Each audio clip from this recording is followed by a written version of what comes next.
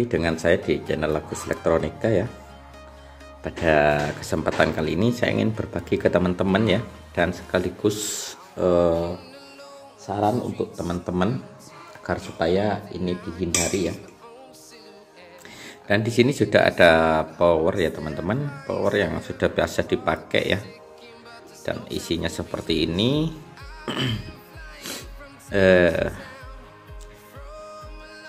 Dan untuk trafonya di sini trafo rakitannya teman-teman seperti ini. Hanya saja elko-nya di sini memakai 2 buah elko yang besar-besar seperti ini. Yang besar-besar seperti ini. Jadi ini sebagai pembelajaran untuk kita semua ya, agar supaya kita harus pintar-pintar memilih dan juga memasang elko ini ya teman-teman. Sebetulnya elko ini sudah kuat ya teman-teman, dan tahan lama karena selain bentuknya ini besar, tentunya juga ini mikronya juga besar ya teman-teman. Yang jelas ini kuat. Untuk voltasenya ini kalau tidak salah berapa ya, 100 mungkin ya, 100 volt ya teman-teman. Dan apabila menemukan tegangan tinggi ya teman-teman, di sini untuk elko-nya sudah rusak semua. Dan untung saja di sini ada lubang kecil yang seperti ini ya teman-teman. Ada lubang kecil yang seperti ini, elko ini rusak dikarenakan tegangan dari AC-nya ya. Maksudnya yang masuk dari trafo ini biasanya 220 volt. Dan kebetulan saat itu tegangan yang keluar dari arus PLN ya itu 245 ya teman-teman, 245. Maka dengan otomatis dari trafo ini juga outputnya naik ya teman-teman. Biasanya 45 atau 65 volt AC di sini output dari trafo ini. Dengan tegangan input 220 volt itu normal ya teman-teman. Kalau misalkan 245 volt input yang masuk dari trafo ini, maka output dari trafo ini juga akan lebih tinggi ya teman-teman, akan lebih tinggi.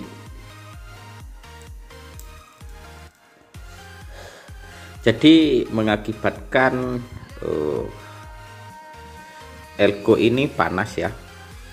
Mungkin hampir tidak mampu ya teman-teman untuk menahan arus yang output dari trafo ini. Biasanya 65, keluar dari kiprot itu biasanya 60 volt ya. Ada penurunan voltase di sana.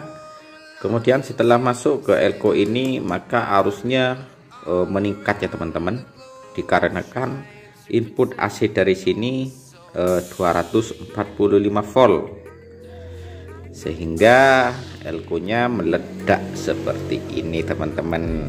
Ini teman-teman, ini elko-nya sudah rusak ya, sudah rusak ya teman-teman, dan kondisinya sudah seperti ini. Ada yang bolong.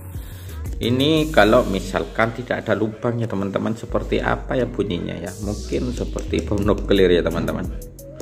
Oke, makanya saya saranin untuk teman-teman semua ya, untuk memakai elko yang kecil. Yang penting mikro dan voltasenya itu kuat ya.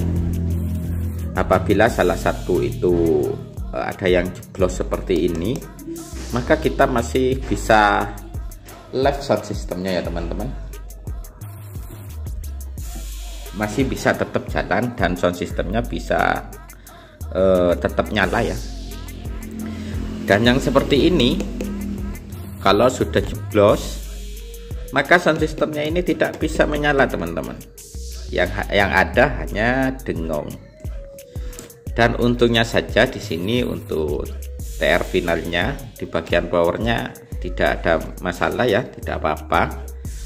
Hanya saja di bagian elko-nya ini. Jadi arus yang dari trafo ini tidak ada yang menfilter ya teman-teman. Maka suara power kita itu dengung ya. dengung yang sangat banter sekali teman-teman, dikarenakan elko ini sudah rusak. Yang paling efek yaitu di bagian positifnya teman-teman. Di bagian positif ini sangat ngefek sekali untuk terjadinya dengung.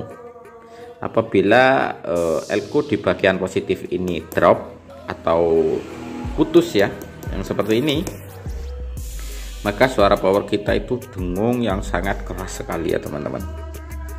Jadi kalau misalkan menggunakan elko power bank ini yang banyak ya, minimal 6 set, 6 buah ya, 6 set itu berapa ya, 12 biji ya teman-teman, minimal 6 biji. 6 biji itu 3 set ya teman-teman, minimal 3 biji. Kalau misalkan ada yang jeblos salah satunya, maka kita masih bisa live ya teman-teman, masih bisa melanjutkan suara sound system kita, karena pengaruh di suaranya itu tetap ya teman-teman, hanya saja di kekuatan power kita itu agak menurun sedikit. Kalau misalkannya seperti ini ya seperti inilah, misalkan ini rusak tidak ada gantinya, maka harus diturunin dari sound system kita, seperti itu ya teman-teman. Ini sebagai pembelajaran untuk teman-teman ya. Gunakan kapasitor elko yang kualitasnya bagus, dan usahakan input AC 220 nya itu harus stabil ya teman-teman. Hindari 240 ke atas ya, hindari ya teman-teman. Kalau misalkan 225 itu masih normal ya, kemungkinan besar elko nya masih mampu untuk menahan arus besar itu.